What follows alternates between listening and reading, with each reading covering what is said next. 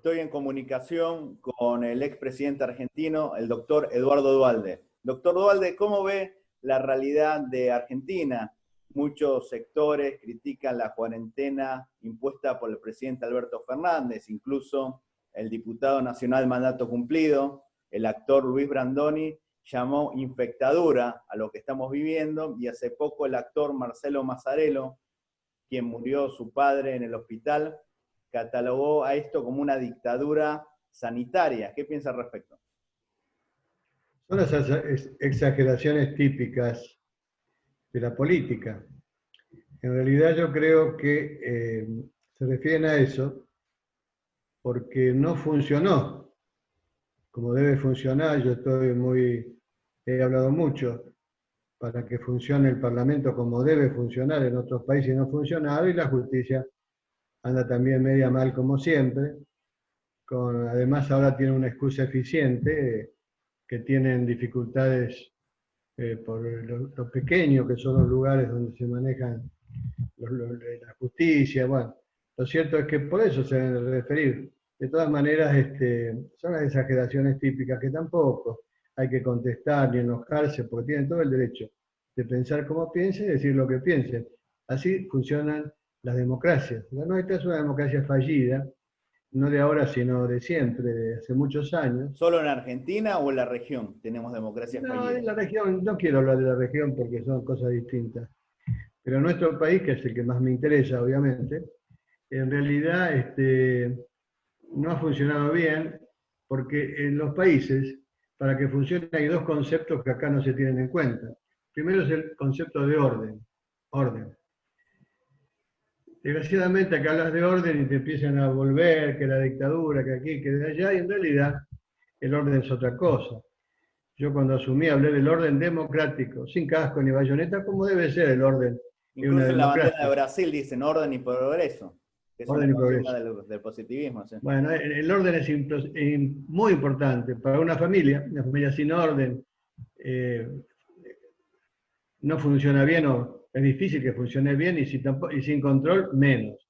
Orden y control son dos elementos que acá no se tienen en cuenta. Y nuestro país termina siendo un país desordenado y descontrolado. Y esto es un serio problema, porque donde uno toca está mal el país. Yo siempre lo he comparado hace muchos años con un gran barco que está zozobrando, pero no porque tiene un gran buraco como el famoso barco que chocó contra los témpanos, ¿no? Sino porque está todo picado. Es un problema serio el de Argentina. O sea que yo creo que tenemos mucho trabajo por delante y estoy convencido que los partidos políticos, aún teniendo mayoría parlamentaria como pasa con mi partido ahora, no pueden salir de una crisis como la que vamos a tener, no de esta, sino la otra, la que viene. De esta ¿Cuál no es pido su ni opinión. partido? Porque muchos dicen que hay Justicialista. peronistas en el macrismo, peronistas en el kirchnerismo. Yo soy justicialista. Siempre mi partido ha sido justicialista. Pero en realidad me parece que no estamos haciendo las cosas como debemos hacerlas, sobre todo en la materia que yo entiendo. Yo no quiero hablar del coronavirus, porque no entiendo nada. Y si los que entienden no se ponen de acuerdo, uno espera que acertemos. En líneas generales yo estoy de acuerdo, como la mayoría de la población, de la manera seria que se tomó este tema. Pero bueno, ahora viene el tema que más me interesa a mí, que es cómo se sale y cómo Argentina puede volver a producir. Argentina tiene posibilidades extraordinarias, no tiene una gran deuda, no tiene una gran deuda. Acá dice que tenemos una deuda enorme, no sé a qué se están refiriendo. No llega al 100% del producto. Y vos sabés que todos los países europeos superan el 100% de deuda del producto. El problema nuestro no es lo que debemos, sino lo que no producimos. Argentina necesita que ahora el presidente acierte y no llame, como siempre, a los economistas, porque los economistas son los que no entienden de productividad. Primero, porque no entienden, no lo han enseñado. En toda su carrera no está la productividad, ni tampoco en los ingenieros, no hay carreras de productividad en Argentina. Vos sabés que la productividad se sabe cómo se debe hacer en países como el nuestro. Estados Unidos en los años 50 del siglo pasado abrieron las primeras fábricas de empresas, los viveros empresarios. 7 años después los tomó Inglaterra, con éxito muy conocido. En caso de España, recién después de la Moncloa, el primer presidente que fue Suárez, el primer ministro Suárez, Adolfo Suárez, hizo los primeros viveros empresarios, y hoy es política de Estado en Europa. Y acá vos le hablás de viveros empresarios a un economista, no sabe de qué le estás hablando. Le hablas de zonas de crecimiento común, no sabe de qué le están hablando. Es decir, es que no hay ADN productivo en la dirigencia del justicialismo ni de otros partidos. Por eso yo insisto, que hay que hacer lo que hicimos, exactamente lo que hicimos. Mira, en el año... A mí me tocó asumir se en necesita 2002. una revolución productiva, como dijo Menem cuando era candidato, y usted fue candidato a vice. Mi primer libro es de casi 40 años tiene, de la Argentina especulativa a la Argentina productiva. Mi segundo libro fue La Revolución Productiva, 5 años antes de conocer a Menem. Y después lo sacamos con Menem porque yo siempre insistí que es lo que necesita la Argentina. Para que tenga idea la gente, ¿no? El territorio nuestro es bastante similar al de la India. Al de la India. Así es. Tienen creo que 300.000 kilómetros cuadrados más, que es poca cosa. Y tienen 1.300 millones de habitantes. 1.300. Y de ese 1.300 millones de habitantes, unos 400 millones más o menos, o 300, ya están en clase media acomodada. ¿Y qué nos pasa a nosotros? Pero también hay bolsones importantes de pobreza en la India. Sí, pero ya tiene ese país entre 300 y 350 gente de clase media y bastante acomodada. Y una clase, sobre todo, muy vinculada con la tecnología superior, muy importante también. Así es. Lo que yo quiero hacer referencia es que tenemos todas las condiciones para salir. Estamos condenados al éxito, como usted dijo cuando era presidente. No tenga ninguna duda. Yo no tengo ninguna duda. En el 2001, cuando hacían tanto espamento porque estábamos en default, yo todavía no había asumido la presidencia y digo, están haciendo un maremoto en una palangana. Debemos muy poca plata. El problema nuestro no es lo que debemos, sino, reitero, lo que no producimos. Sí. Y hoy digo algo parecido. Estamos haciendo un maremoto en una pelopincho. No es mucho lo que se debe, simplemente tenemos que hacer lo que hicieron otros países, ponernos a trabajar. Y para eso, ¿a quién consultás? El presidente estuvo bien, dice, soy abogado, no entiendo de medicina, convoco a la comunidad médica, científica, de la epidemia, de todo lo que vos quieras. ¿Y ahora quién va a consultar? El error siempre ha sido consultar a los economistas, que no sé por qué razón aparecen como son que entienden, y no entienden. Razón por la cual, en mi caso, en mi carrera política... ¿Lavagna es un economista que entiende para usted? Claro, porque fue ministro de Industria de Alfonsín. Porque muchos lo ven como un hombre que tiene conceptos preclaros para la economía, que por ahí podría asumir. Por supuesto, ministerio, sí. Pero además fue secretario de Industria de Alfonsín. Entonces entiende los dos temas. ¿Te das cuenta? Mira, el primer ministro de la producción de la provincia lo puse yo cuando asumí. Y el primer ministro de la producción nacional lo puse yo cuando asumí. Ignacio de Mendiguren. Ignacio de Mendiguren. Son gente que sabe, porque son gente de la comunidad productiva, que la componen empresarios y trabajadores.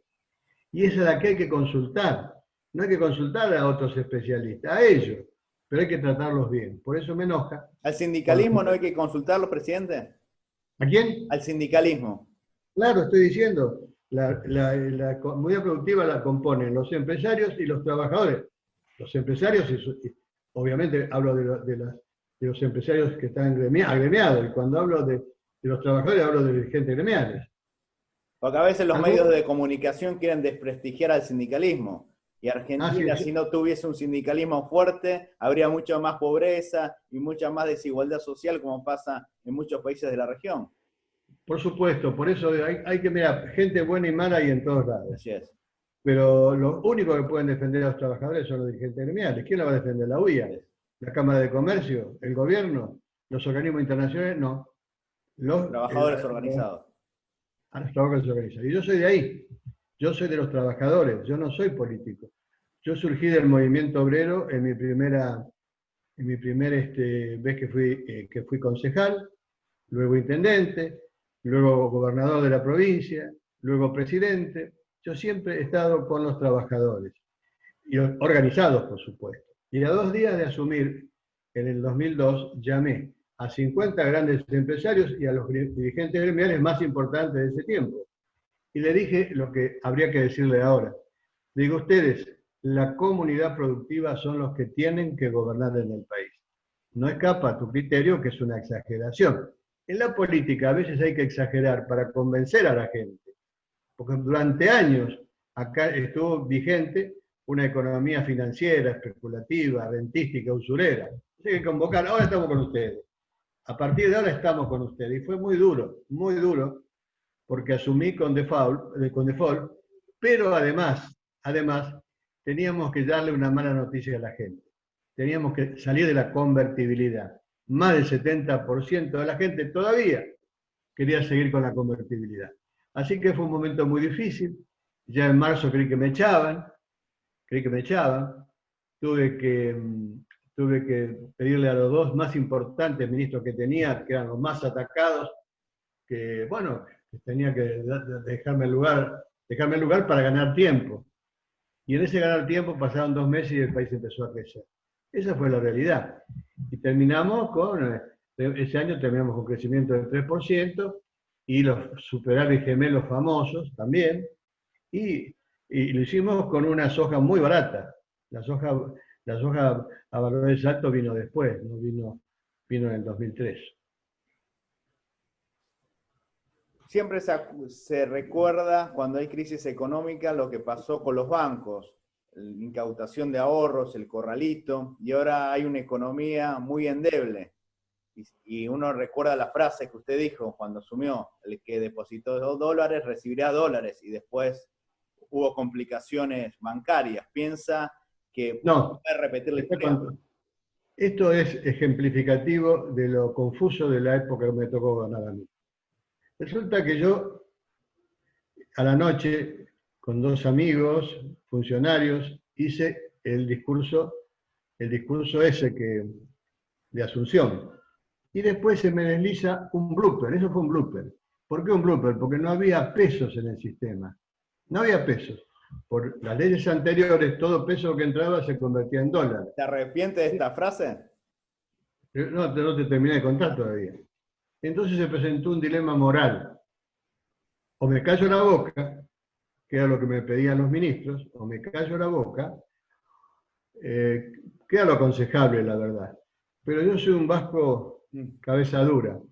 Llamé a una conferencia de prensa 11 días después y dije, señores, no me equivoqué, no había pesos en el mercado central, había un vaso arriba de la mesa y digo, el que podía comprar con la plata que puso 1000 vasos como este, le van a recuperar el valor adquisitivo.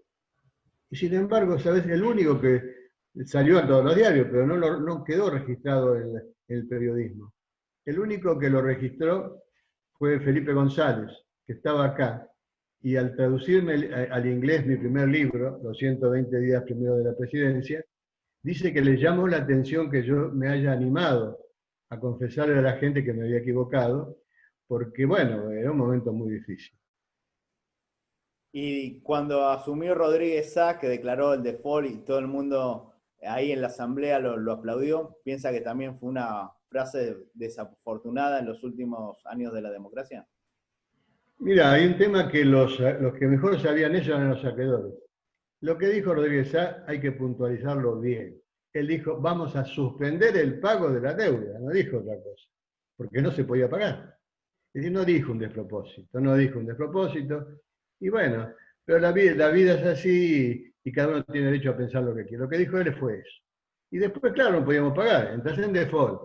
Y ahora estamos discutiendo a ver si vamos a pagar o no. Pero ¿sabes para qué estamos buscando arreglar con el fondo? Para pedir más plata. Argentina no necesita pedir plata en el exterior. Necesita producir. Argentina no tiene, la plata está acá en la Argentina, la tienen los empresarios. Lo que pasa es que hay que llevarse bien con ellos, si queremos que nos crean. Ahora, si empezamos a jugar contra los empresarios, la van a tener en el bolsillo, en la caja fuerte o en el ¿Hay colchón. cultura de trabajo en el pueblo argentino?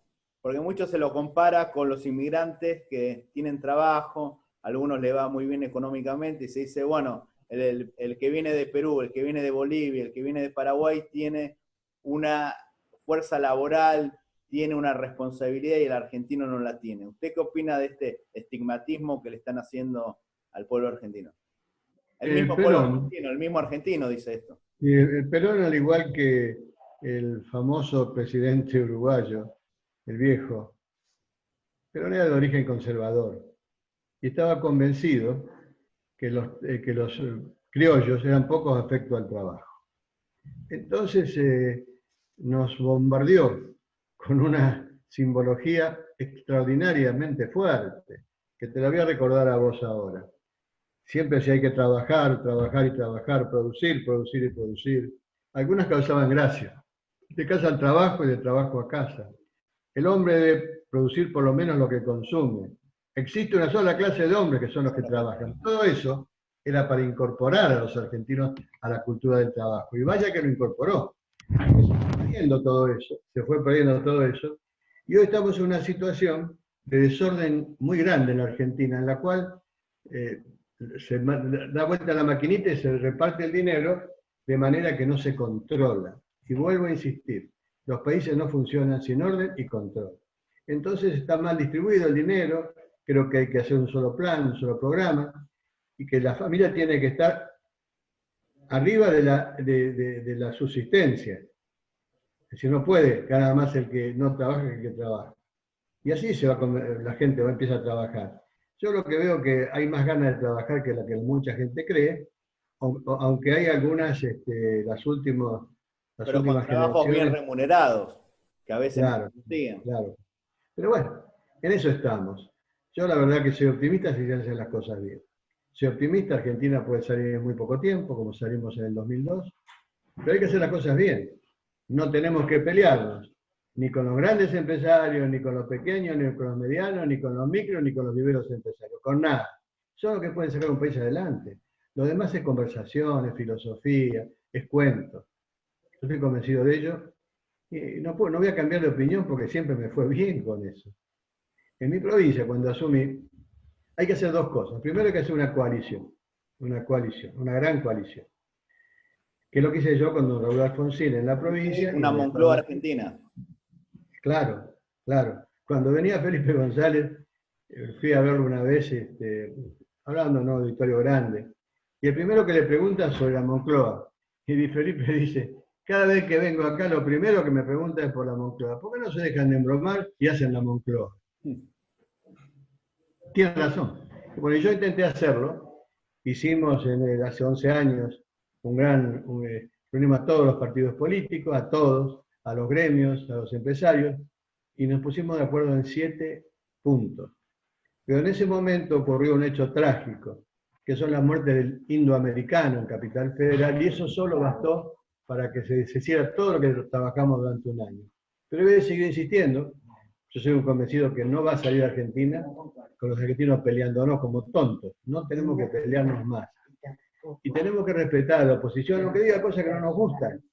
Porque es así, la O sea, se historia de la puede política volver a la frase de Perón, esto lo resolvemos entre todos o no lo resuelve nadie.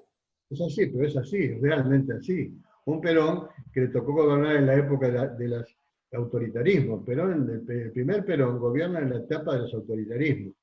Salvo 6 países, /7, eran países autoritarios. El presidente manejaba la justicia y el parlamento. Pero bueno, después cambia, Perón ve el cambio, lo ve en Europa. Y bueno, viene cambiado, viene a unir a los argentinos, ¿no? Que fue el mensaje que entendió bien sus opositores más duros. ¿Eh? Lo entendieron bien. Pero bueno, todo eso es historia y la verdad que la historia es para los historiadores, para ustedes los periodistas y para la justicia en su caso. Nosotros tenemos que mirar lo que no existe, que es el futuro. El futuro no existe. Y lo que el La futuro función del va a estadista, ser... mirar hacia ¿Cómo? adelante. La función del estadista, El mirar futuro, hacia adelante, proyectar. mirá, los que estudiamos prospectiva, en mi caso soy prospectivista, Sabemos que el futuro no existe. ¿Qué será el futuro entonces? Lo que seamos capaces de hacer ahora. ¿Eh? Es un trabajo colectivo. Si hacemos las cosas bien, nos irá bien. Si hacemos las cosas mal, nos va a ir peor que ahora. Porque los países no tienen fondo. Podés seguir cayendo. A mí cuando veo que podemos ser Venezuela, digo, ¿qué tienen en la cabeza? ¿No saben que Venezuela es un país cívico-militar, donde los militares están en los bancos, en las universidades, todo eso es otra cosa? Por eso se mantiene, porque es una dictadura cívico-militar. Pero hay conciencia de patria en Venezuela, quizás más que acá. Por lo menos lo que escuchás en los discursos. En los discursos. Una cosa son los discursos y una cosa es la realidad. Yo creo que conciencia de patria, quizás lo que vos decís siempre ha pasado. Y los argentinos decimos, los chilenos son más patriotas que nosotros, y los bolivianos son más patriotas. Yo no sé si es así. Yo siempre he dudado de eso, pero no creo que sea tanto así. Uno quiere el país donde nació y le cuesta mucho, hasta en el barrio que nació. Terminamos hace unos días de cumplir 38 años de la guerra de Malvinas y prácticamente en los medios de comunicación nos habló. Está bien los temas urgentes, que es la economía y la salud, pero también hay temas importantes que son los relacionados a la soberanía. Esos son los que tienen que manejarlo los historiadores, ustedes y la justicia. Nosotros no. ¿Qué vamos a empezar a discutir? ¿Alguno duda que nosotros creemos que son nuestras las Malvinas? ¿Estamos seguros que son nuestras? ¿Para qué hablar tanto? Por supuesto que... Para tener políticas de Estado a favor de la causa soberana. Siempre estuvo. Yo no recuerdo que un gobierno no haya tenido de nuestra soberanía inalienable en, la fuerza, en las Malvinas, que algún gobierno no haya creído otra cosa. ¿Se logró algún resultado concreto con el tema de Malvinas? Porque siempre se habla de Malvinas, los veteranos, lamentablemente algunos están olvidados, con problemas de salud. Sí, bueno, eso es una injusticia de las que no tendría que pasar. Pero en realidad, yo no creo que haya que estar permanentemente. Esto es un tema que se va a resolver en el tiempo. Quizá no sea el tiempo ahora. Pasa lo mismo en Europa, con algunos lugares que no han recuperado la soberanía, ¿viste? Es una bandera del peronismo, la soberanía política. Y lógicamente la soberanía política es la soberanía territorial. Y tener parte del territorio ocupado por el imperialismo británico, esto realmente es una ofensa. Lo que te quiero decir, que lo que decís vos, es pensamiento común de todos los argentinos. No creo que haya argentinos que no piensen como vos. Pero ¿cómo se concretan, digamos, políticas de Estado a favor de la causa de Malvinas? A nivel político. ¿Cuál son las políticas de Estado? ¿Cuál es una política de Estado? Si es lo que se está haciendo. Por lo menos primero concientizar a la gente. La gente está concientizada. De los medios de prensa.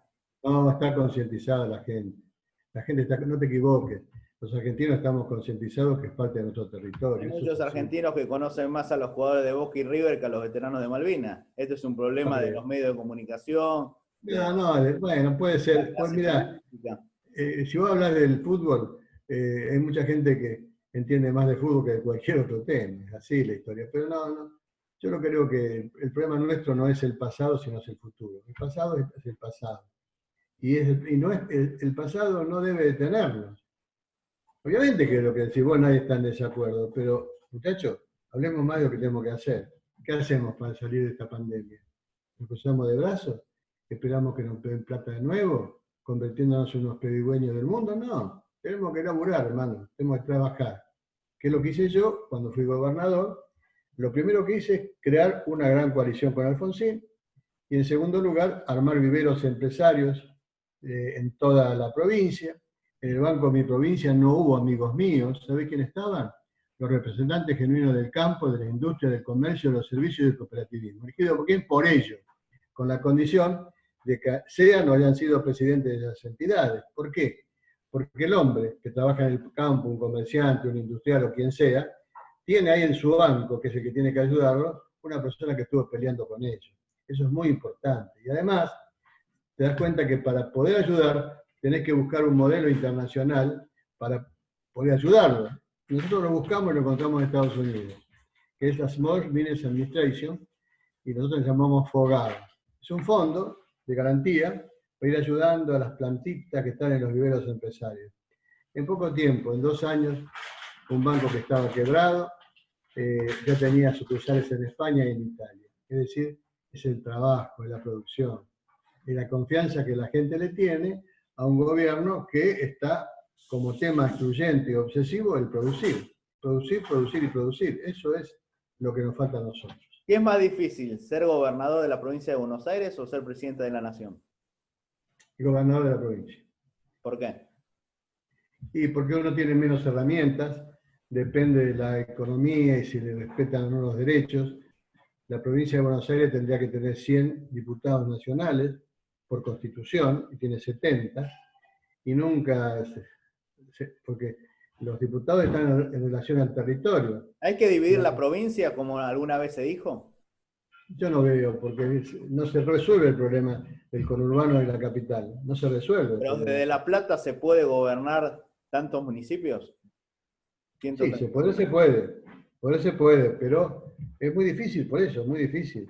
Tiene grandes problemas de ingresos la provincia y tiene el problema que tiene toda la Argentina, el tema de la corrupción, un tema que si no resolvemos, bueno, seguiremos penando.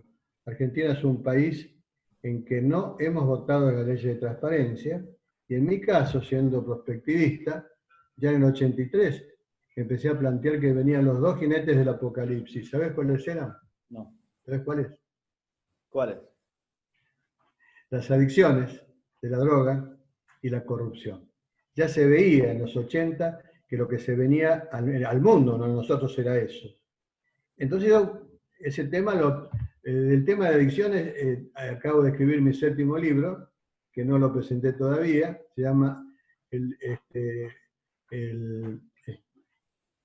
poder moral sobre el tema de corrupción. Y el de adicciones, con mi cabeza estaba funcionando todo el día. La guerra a la paz, dilema de las adicciones. 7º libro de adicciones. Y 2, vinculado a la corrupción. Este último no lo publiqué porque no quiero hacer lío. Se llama El poder moral. Y un resumen de ese libro se lo voy a mandar a todos los legisladores nacionales porque tienen que votar la ley de transparencia. Es una vergüenza que nosotros no lo hayamos votado. Es una vergüenza que acá un presidente pueda hacer otros trabajos, además de ser presidente. Acá un presidente nada le prohíbe que compre estaciones de servicio, compre campo, es una vergüenza. Es inmoral. Pero bueno, esta Argentina que vivimos. La última pregunta, presidente. Se decía que Kirchner lo traicionó, que usted lo apoyó para que sea presidente. Ahora, ¿puede pasar lo mismo con Alberto Fernández, que recibió el apoyo de la presidente Cristina Fernández Kirchner?